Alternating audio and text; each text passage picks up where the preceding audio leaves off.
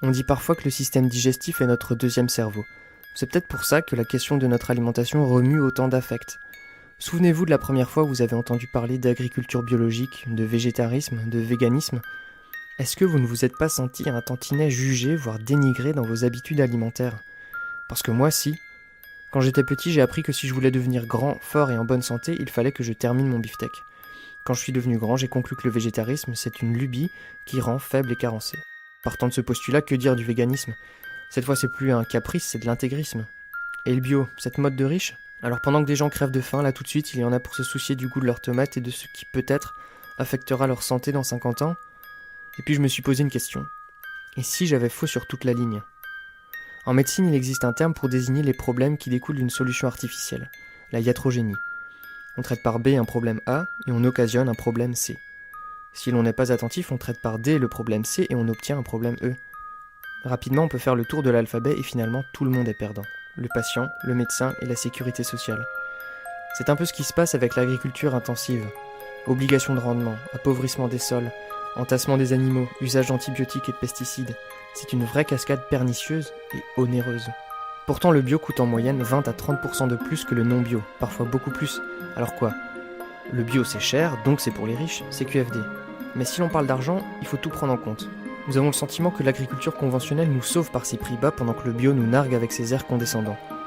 Pourtant, au-delà des codes barres, c'est l'agro-industrie qui nous coule. Ramassage des algues vertes, traitement de l'eau potable, maladie des agriculteurs, santé des consommateurs. En respectant mieux le vivant, l'agriculture biologique a des coûts cachés inférieurs. Mais c'est pas tout. Car manger bio ne saurait se limiter à mettre un logo certifié sur nos habitudes alimentaires. Manger bio, c'est d'abord se soucier de la planète, encourager les circuits courts, privilégier les denrées de saison, éviter le gâchis, limiter les produits dont la fabrication ou l'acheminement ont une empreinte sur l'environnement. C'est peut-être difficile, mais c'est possible.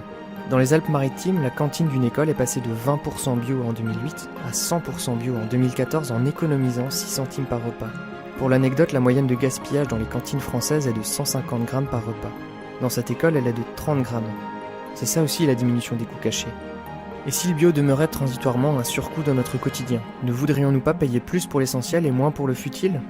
Aujourd'hui, un consommateur lambda consacre 13% de son salaire à ses frais de bouche. En 1960, on en consacrait 27%. Où sont passés les 14% de différence ? Dans les coûts cachés ? Dans le futile ? Un peu des deux ? Si l'on choisit de consommer moins et mieux, alors nous produirons moins et mieux. Je croyais que l'élevage intensif était un mal nécessaire pour couvrir l'expansion de la population humaine. Mais c'est faux.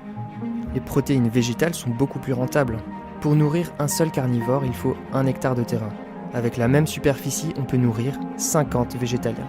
J'étais loin d'imaginer un lien entre viande et écologie, pourtant l'élevage est la deuxième cause de réchauffement climatique. Et c'est pas tout. L'élevage creuse les inégalités. Les pauvres produisent des céréales pour nourrir le bétail des riches, alors qu'ils pourraient les consommer directement. Et puis j'ai compris qu'un végétarien, c'est d'abord quelqu'un qui aime les animaux, mieux, quelqu'un qui peut aimer la viande. Ce que je voyais comme un caprice puéril m'est subitement apparu comme un effort louable. L'effort de ne pas manger un aliment que l'on aime, pour une cause supérieure. Notre société a banalisé le produit d'origine animale à des paroxysmes déconcertants. Amusez-vous à taper agneau sur Google. C'est le nom qu'on donne aux jeunes moutons mâles de moins d'1 an. Mais pour le savoir, il faut préciser agneau définition, car autrement vous n'obtenez que des liens pour des recettes de cuisine. L'agneau n'est plus un animal, mais un aliment. La consommation d'animaux jeunes me pose d'ailleurs des questions. Dans le monde naturel, les juvéniles sont des proies faciles et de fait souvent sacrifiés. Dans ses reportages animaliers, la BBC rappelle que l'issue d'une chasse est une question de survie pour les deux camps, et qu'étonnamment les prédateurs échouent 8 fois sur 10. Quelle est la chance d'y échapper pour les animaux d'élevage ? Pour les poissons piégés par le chalutage des grands fonds ? Dans le cas de notre alimentation, non seulement la question de survie est absente, mais la notion de proie facile l'est également. Mais peut-on vivre sans manger de viande ? Si l'on est dans une logique d'exclusion, la réponse est non. Mais si l'on cherche des alternatives en équilibrant minutieusement son régime, la réponse est un grand oui. Finalement, c'est comme le bio. Pour que ça marche, il faut s'informer, s'organiser et accepter de changer, pas seulement en superficie, mais en profondeur. Et si nous ne sommes pas prêts à cesser de manger des animaux, pourrions-nous au moins exiger qu'ils aient d'abord vécu dans des conditions décentes et qu'ils soient abattus dans des souffrances minimales ? Ces considérations d'éthique animale qui font partie de la charte de l'agriculture biologique sont absentes de l'agriculture conventionnelle. Et si au fond, manger bio limitait sa consommation de viande, et si c'était une question d'altruisme, ça semble tiré par les cheveux ? Eh bien c'est justement la position tenue par un chauve, Mathieu Ricard, pour qui un comportement écologique est altruiste puisqu'il a pour but d'accroître le bien-être d'autrui par la sauvegarde de son habitat. Bien sûr, la problématique écologique est trop profonde pour se résoudre dans nos assiettes. Et puis le bio n'est pas parfait. Certains agriculteurs convertis au bio sont en grande difficulté à cause de l'explosion de la demande et du retard des subventions. Une étude menée par 60 millions de consommateurs a prouvé en novembre 2016 que le saumon bio est plus toxique que le saumon non bio. Mais adopter un régime que j'appelle écologique est un moyen simple d'endosser notre responsabilité vis-à-vis de la planète et de ses occupants.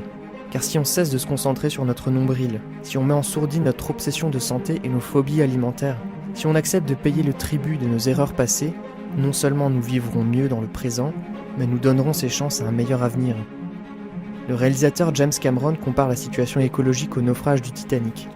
Pour lui, nous avons déjà percuté l'iceberg et nous nous enfonçons inexorablement dans l'Atlantique.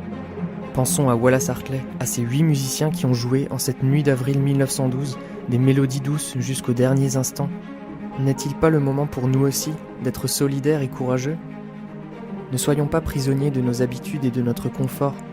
Fermons la porte au déni, à la colère et au découragement. Trouvons un moyen de nous rendre utiles, pas pour nous-mêmes, mais pour autrui. Soyons résilients, attentifs et cohérents. Soyons libres. Il n'est jamais trop tard pour faire de son mieux.